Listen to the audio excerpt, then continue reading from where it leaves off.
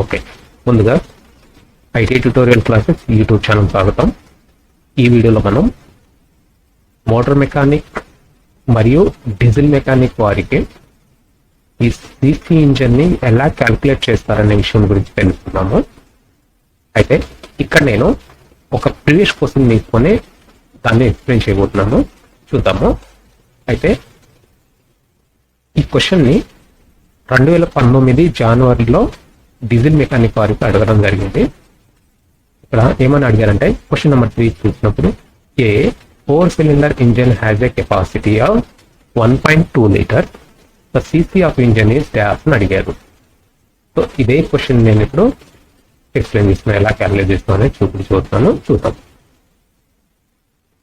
So ఇక్కడ మన question ఏమని అడిగారంటే 4-cylinder ఇంజిన్ కెపాసిటీ ఏమో 1.2 లీటర్, దీని యొక్క ఇంజిన్ సిసి ఎంత అని అడిగారు.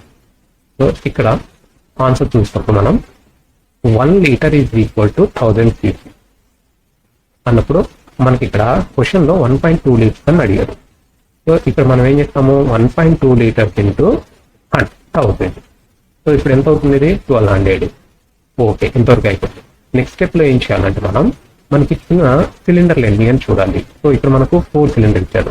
ఈ 4 సిలిండర్ ఏంటంటే ఈ 1200 డివైడెడ్ బై 4 చేస్తే మనకు ఎంత వస్తుంది, ఇప్పుడు 4 3 12 అంటే 4 3 12 300 అనుకుంటుంది. So answer 3 C, answer 300. Next ఇది ప్రీవియస్ అడిగిన క్వశ్చన్. ఇప్పుడు నేను ఇలానే దీనిలోనే ఇంకొక సేమ్ టైప్ ఆఫ్ ఇంకొక క్వశ్చన్ని చూపించబోతున్నాను, అది చూద్దాము. అక్కడ ఏంటంటే సిలిండర్ అనేది మారుస్తున్నాను నేను. ఇక్కడ ఏం చేస్తున్నా అంటే 8-cylinder engine has capacity of 1.2 litre, CC of engine is dash అంటే ఇక్కడ జస్ట్ సిలిండర్ మార్చిన, అక్కడ 4 ఇక్కడ 8 చేస్తున్నాను. మీకు ప్రాక్టీస్ కోసం మాత్రమే ఇది. ఇప్పుడు ఏంటి, మనం 1 litre is equal to 1000 CC. So మనం ఇక్కడ 1.2 లీటర్ కాబట్టి 1.2 ఇంటూ 1000 1200.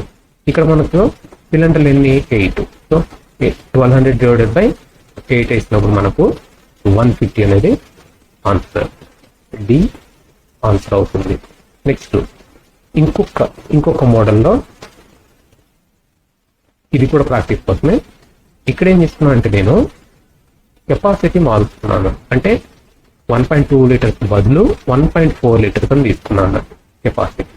1.4 ఇంటూ 1000 అంటే 1400 డివైడెడ్ బై 8 సిలిండర్ అంటే మనకి ఎంత వస్తుంది, 175 సిసి అనేది వస్తుంది. సో ఇక్కడ ఏంటంటే మీరు ఎంత ఎక్కువగా ప్రాక్టీస్ చేస్తే మీకు అంత ఈజీ అవుతుంది, అంత సింపుల్. జస్ట్ చూసి ఆన్సర్ చేసేవచ్చు మీరు. సో థ్యాంక్ యూ, అర్థమయ్యే